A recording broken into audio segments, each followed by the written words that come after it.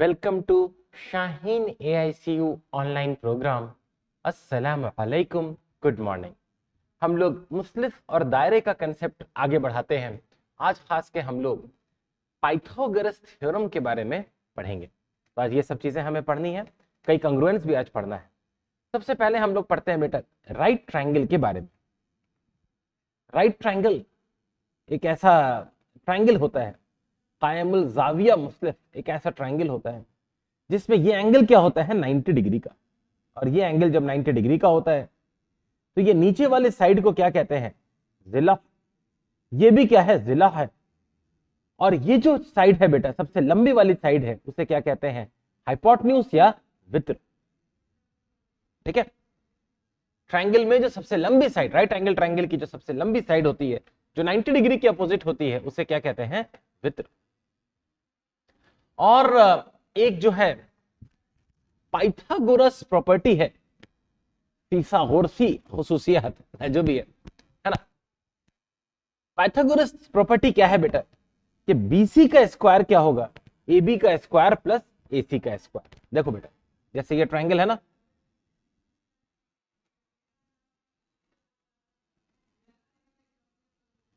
तो इस साइड को बेटा क्या कहेंगे, ये ट्रायंगल ले लेते हैं ABC।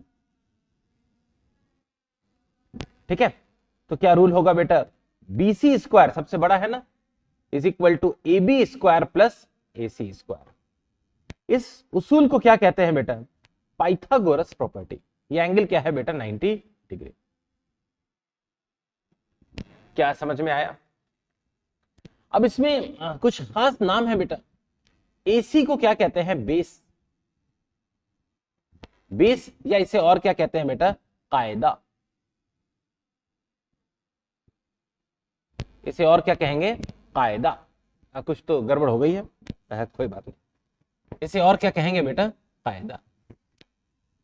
ठीक है, हाँ। तो AC को बेटा क्या कहते हैं, बेस या फिर कायदा। ठीक है, जबकि ये जो साइड है बेटा इसे क्या कहेंगे, परपेंडिकुलर या उमूद। यहां पर बेटा AB को क्या कहते हैं, परपेंडिकुलर, या इसे और क्या कहते हैं, उमूद। और बेटा इसके अलावा BC को बेटा कहते हैं हाइपोटेन्यूज, हाइपोटेन्यूज या फिर वित्र। उम्मीद करता हूं सबको समझ में आई ये बात। ठीक है, और बड़ा वाला साइड BC स्क्वायर किसके बराबर होता है, AB square plus AC square के। ये बहुत ही पुराना रूल है बेटा जिसे कहते हैं पाइथागोरस प्रॉपर्टी या फिसागोरसी खुसूसियत। जरा सा आगे बढ़ते हैं बेटा। पाइथागोरस थ्योरम का कन्वर्स है, उसका माकूस है, क्या है बेटा, वो ये है कि अगर मेरे पास एक ट्रायंगल हो और ट्रायंगल में ये ABC है, ट्रायंगल में ऐसा हमें मालूम हो कि BC square is equal to AB square plus AC square, तो इससे साबित हो जाएगा कि एंगल A कितना है, 90 डिग्री। ठीक है, उल्टी बात कह रहे हैं। पहले ये कहा था अगर एंगल A 90 डिग्री है तो BC square is equal to AB square plus AC square. अब हम कह रहे हैं कि अगर BC square is equal to AB square plus AC square, तब एंगल A बेटा कितना हो जाएगा, 90 डिग्री। तो पहले जो कहा था उसका माकूस है, उसका कन्वर्स है। उम्मीद करता हूं सबको क्लियर है। जैसे मिसाल के तौर पर देखिए, है ना, ये एक ट्रायंगल है बेटा 56, 192 और 200 का। ठीक है, इसमें तीनों साइड का स्क्वायर चेक कर रहे हैं, तो A square plus B square कितना हो गया, 56 स्क्वायर प्लस 192 स्क्वायर। सुना है ये 3136 प्लस दिस कितना हो गया, 40,000।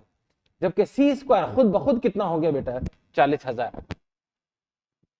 ठीक है, और इससे हमें पता चला कि ये जो है एक राइट एंगल ट्रायंगल है, ये एंगल C क्या होगा बेटा, 90 डिग्री। सबसे बड़ा साइड 200 है ना, उसके अपोजिट का एंगल हो जाएगा 90 डिग्री। क्या समझ में आई ये चीज? कुछ पाइथागोरस ट्रिपलेट होते हैं, फिसागोरसी सलासा। क्या होते हैं बेटा, ये तीन साइड, तीन नंबर्स A B C, ताकि ए स्क्वायर किसके बराबर हो जाए बेटा, बी स्क्वायर प्लस सी स्क्वायर के। अगर ऐसा हो जाए तो इन तीनों नंबर्स को बेटा क्या कहते हैं, इन तीनों नंबर्स को कहते हैं पाइथागोरस ट्रिपलेट।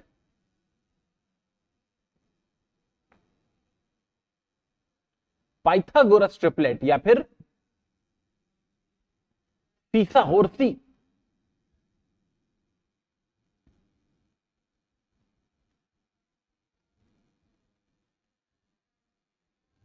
फिसागोरसी सलासा। ठीक है, खास बात यह है कि एबीसी अगर हम चाहें तो किसी राइट एंगल ट्रायंगल का साइड्स हो सकते हैं। कुछ खास फिसागोरसी सलासा हैं जो अपने को याद हैं, 3 4 5, 5 12 13, 8 15 17 और 7 24 25। चेक करते हैं 3 4 5 को। सबसे पहले किसको चेक करते हैं बेटा, 3 4 5 को। तो 3 4 5 को अगर चेक करेंगे तो सबसे बड़ा क्या है, 5 का स्क्वायर कितना हो गया, 25। और दूसरे साइड क्या हो गया बेटा, 3 का स्क्वायर प्लस 4 का स्क्वायर कितना हो गया, 9 प्लस 16 कितना हो गया, 25। तो बिल्कुल 5 का स्क्वायर किसके बराबर है, 3 स्क्वायर प्लस 4 स्क्वायर के। मतलब ये क्या है, फिसागोरसी सलासा या पाइथागोरस ट्रिपलेट।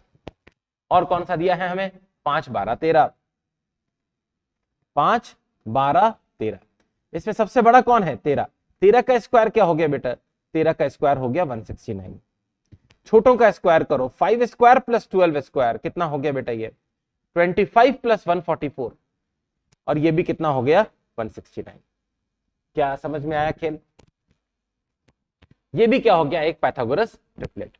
इसके बाद जरा सा आना, 8 15 17, 8 15 और 17। इसमें सबसे बड़ा बेटा 17 है। 17 का स्क्वायर मैंने याद किया था कभी, 289 होता है। जबकि 8 स्क्वायर प्लस 15 स्क्वायर बेटा क्या हो जाएगा, this will be equal to 64 plus 225 और ये भी कितना हो जाएगा बेटा, 289। तो बिल्कुल ये भी क्या है, एक पाइथागोरस ट्रिपलेट है। लास्ट इसमें हमें याद करना है 7 24 25, 7 24 और 25। इसमें सबसे बड़ा कौन है बेटा, 25। 25 का स्क्वायर क्या हो जाएगा बेटा, 625 और 7 स्क्वायर प्लस 24 स्क्वायर बेटा क्या हो गया, ये हो गया 49 प्लस 576। जोड़कर देख लेना बेटा, ये भी कितना आएगा, 625। अक्सर बेटा ये पाइथागोरस ट्रिपलेट बहुत से लोग याद करके रखते हैं, वैसे कोई जरूरी नहीं है याद करना, है ना, पर कर लो तो बेहतर। उम्मीद करता हूं क्लियर है। अब बेटा हम लोग मुतमासिल अशकाल कॉन्ग्रुएंट फिगर्स के बारे में पढ़ेंगे। दो फिगर कॉन्ग्रुएंट होती हैं, है ना, अगर दोनों ठीक एक दूसरे के ऊपर फिट हो जाए। जैसे देखिए ये एक फिगर है, मान लेते हैं कुछ भी, ठीक है, और एक फिगर बेटा ये है, मैं कोशिश कर रहा हूं एक जैसी बनाऊं, गारंटी नहीं है, ठीक है। और मान लेते हैं इस फिगर को अगर उल्टा करें और फिर उधर ले जाके बैठा दें तो ये दोनों फिगर एक दूसरे के ऊपर बैठ जाएंगे। तो हम कहेंगे कि ये दोनों फिगर्स क्या है, कॉन्ग्रुएंट। कॉन्ग्रुएंट फिगर्स अगर काट लो तो काटने के बाद एक दूसरे के ऊपर फिट कर सकते हो, कुछ ना कुछ करके, घुमाकर, है ना, घुमाकर, ऊपर नीचे करके, दाएं बाएं करके, ठीक है। शेप चेंज करना अलाउड नहीं है, साइज चेंज करना अलाउड नहीं है, ठीक है। ऐसे फिगर्स को क्या कहते हैं, कॉन्ग्रुएंस ट्रायंगल। क्या क्या अलाउड है, स्लाइड करना अलाउड है, मूव कर सकते हो, पलट सकते हो, फ्लिप कर सकते हो, हाँ, पेज ऊपर से नीचे कर लिया, मोड़ सकते हो, देखो यहां 90 डिग्री घुमा दिया, 180 डिग्री, समझ गए। दो लाइन सेगमेंट कब कॉन्ग्रुएंट होंगी, दो लाइन सेगमेंट तब कॉन्ग्रुएंट होंगी जब दोनों की लंबाई क्या हो, बराबर।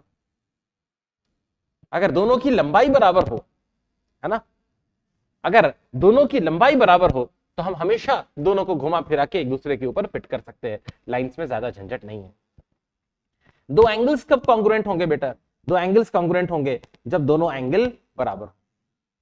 अगर बराबर हो बेटा तो हम घुमा फिरा के दोनों को फिट तो कर ही देंगे, समझ गए।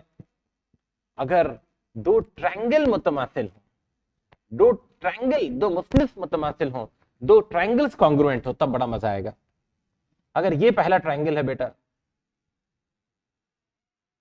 ठीक है, और ये दूसरा ट्रायंगल है, तो दोनों ट्रायंगल में बेटा साइड्स मैचिंग मैचिंग होंगे। उसके अलावा बेटा रास भी क्या होंगे, मैचिंग मैचिंग होंगे। ये समझ में आया मैं क्या बोल रहा हूं? सेम होना पड़ेगा, सभी साइड्स को मैच करना पड़ेगा और सभी जावियों को मैच करना पड़ेगा, तभी ये दोनों ट्रायंगल मुतमासिल होंगे, तभी इसको हम घुमा के उसके ऊपर ठीक से फिट कर पाएंगे। ठीक है, तो दो मुस्लिफ मुतमासिल कब होते हैं? अगर एक मुस्लिफ के अजला और जाविया दूसरे मुस्लिफ के नजीरी अजला और जाविया के बराबर हो। सभी नजीरी, सभी कॉरेस्पॉन्डिंग साइड्स जो हैं और जो कॉरेस्पॉन्डिंग एंगल है वो बराबर होने चाहिए, सभी नजीरी अजला बराबर होने चाहिए और सभी नजीरी जाविया भी बराबर होने चाहिए। समझ में आया कॉन्ग्रुएंस ऑफ ट्रायंगल? किस तरह से दो ट्रायंगल को हम कॉन्ग्रुएंट प्रूव कर सकते हैं? अगर दो ट्रायंगल के सारे साइड्स इक्वल हो ना, ये दो ट्रायंगल हो, ये दो ट्रायंगल हो और हमें पता चल जाए ये एबीसी है, ये क्या है बेटा? डीईएफ। हमें पता चल जाए कि AB किसके बराबर है? DE के, मतलब ये दोनों क्या हो जाए? बराबर। हमें पता चल जाए कि AC किसके बराबर है? DF के, मतलब ये दोनों क्या हो जाए? बराबर। हमें पता चल जाए BC किसके बराबर है? EF के। तो इसका मतलब ये हुआ ये दोनों ट्रायंगल क्या है? कॉन्ग्रुएंट। इसका मतलब हुआ triangle ABC is congruent with triangle DEF। Congruency ऐसे भी लिखते हैं, नहीं तो जब मैं स्टूडेंट था तो हम लोग ऐसे भी लिखते थे। ठीक है, ये दोनों ट्रायंगल क्या है? कॉन्ग्रुएंट है। और ये कौन सा रूल है बेटा? ये रूल कहलाता है, इस रूल को कहते हैं SS रूल। तीनों साइड बराबर हो जाएं तो फिर क्या हो जाते हैं? दोनों ट्रायंगल कॉन्ग्रुएंट हो जाते हैं। उम्मीद करता हूं समझ में आया। तो देखो बेटा, ये 5 सेंटीमीटर है, ये भी क्या है? 5 सेंटीमीटर। ये 9 सेंटीमीटर है तो ये भी क्या है? 9 सेंटीमीटर। ये 7 सेंटीमीटर है तो ये भी क्या है? 7 सेंटीमीटर। सभी साइड्स आपस में बराबर है, सभी नजीरी अजला बराबर हैं। इसका मतलब ये दोनों ट्रायंगल क्या है? मुतमासिल। खास बात यह है कि अब नजीरी जाविये कॉरेस्पॉन्डिंग एंगल खुद ब खुद बराबर होंगे। ये दोनों एंगल खुद ब खुद बराबर होंगे, ये दोनों एंगल खुद से बराबर होंगे, ये दोनों एंगल भी आपस में बराबर होंगे। कुछ करने की जरूरत नहीं। समझ में आ गया? ये बराबर होंगे, पहले से अंडरस्टूड है। ठीक है, क्योंकि ये जो है बेटा मुतमासिल मुस्लिफ के नजीरी जाविये। ठीक है, ये कॉन्ग्रुएंट ट्रायंगल्स के कॉरेस्पॉन्डिंग पार्ट्स हैं। क्या सबको समझ में आया ये रूल? एक और उसूल तरीका होता है बेटा साबित करने का कि दो ट्रायंगल जो हैं मुतमासिल हैं, दो ट्रायंगल्स कॉन्ग्रुएंट हैं। वो क्या है बेटा? SAS rule. SAS रूल में क्या होता है बेटा? ये जो दो ट्रायंगल है ना, इसमें हम किसी तरह साबित कर देते हैं कि ये दोनों साइड बराबर हैं, ये दोनों साइड बराबर हैं और बीच का एंगल बराबर। मान लो ये ABC है और ये क्या है बेटा? DEF। तो यहां पर हम मान लेते हैं कि AB किसके बराबर है? DE के। एंगल B किसके बराबर है? एंगल E के। और BC किसके बराबर है? EF के। अगर ये तीन चीज साबित हो जाए तो हम कह सकते हैं triangle ABC is congruent with triangle DEF। और ये कौन सा रूल होगा बेटा? इस रूल को कहते हैं SAS, साइड एंगल साइड, है ना? साइड यानी जिला, एंगल यानी जाविया और साइड फिर जिला हो गया। क्या समझ में आया ये रूल? जरा वापस आते हैं। अगला रूल है बेटा ASA, इसको मिटाते हैं। अगला रूल है बेटा ASA कॉन्ग्रुएंसी। ASA में क्या होता है बेटा? दो ट्रायंगल है ना, दो ट्रायंगल में इन दोनों एंगल को आपने बराबर कर दिया। ये एंगल इसके बराबर है और ये एंगल इसके बराबर है और बीच की एक साइड को बराबर कर दिया। ये ABC है, ये क्या है बेटा? DEF। आपने क्या साबित कर दिया कि एंगल B किसके बराबर है? एंगल E के। आपने ये भी साबित कर दिया कि BC किसके बराबर है? EF के। आपने ये भी साबित कर दिया एंगल C किसके बराबर है? एंगल F के। तो यहां पर बेटा ASA रूल से हमारा साबित हो जाएगा, क्या साबित हो जाएगा? कि ट्रायंगल ABC मुतमासिल है किसके? ट्रायंगल DEF के। क्या समझ में आई ये चीज? ये भी तरीका है इसको मुतमासिल साबित करने का। मजे की बात यह है हम कोई भी दो एंगल को बराबर कर दें, है ना? जरूरी नहीं है इन्हीं दोनों एंगल को बराबर करें। कोई भी दो एंगल को बराबर करें और एक साइड को मैच करा दें तो उससे भी कॉन्ग्रुएंसी हो जाती है। उस केस में उसको क्या कहते हैं, AAS रूल। ASA के बजाय उसको और क्या कह सकते हैं, AAS रूल। यहां पर दो एंगल जो बराबर हैं उनके बीच का साइड बराबर है, मान लो दो एंगल बराबर है और दूसरा कोई साइड बराबर है तो वो उसको क्या रूल कहेंगे बेटा, AAS। उम्मीद करता हूं सबको समझ में आ गया। इसके अलावा बेटा एक RHS रूल है। RHS रूल है, अगर मेरे पास दो राइट एंगल ट्रायंगल हो जिससे मुझे पहले से पता हो कि ये दोनों एंगल क्या है, 90 डिग्री के बराबर है, ABC है और क्या है बेटा, DEF। मुझे पता है कि एंगल B और एंगल E दोनों बराबर, एंगल B और एंगल E दोनों किसके बराबर है बेटा, they are equal to 90 degree. मुझे यह भी पता है कि AB किसके बराबर है बेटा, DE के। ठीक है, मुझे यह भी पता है कि AC किसके बराबर है, DF के।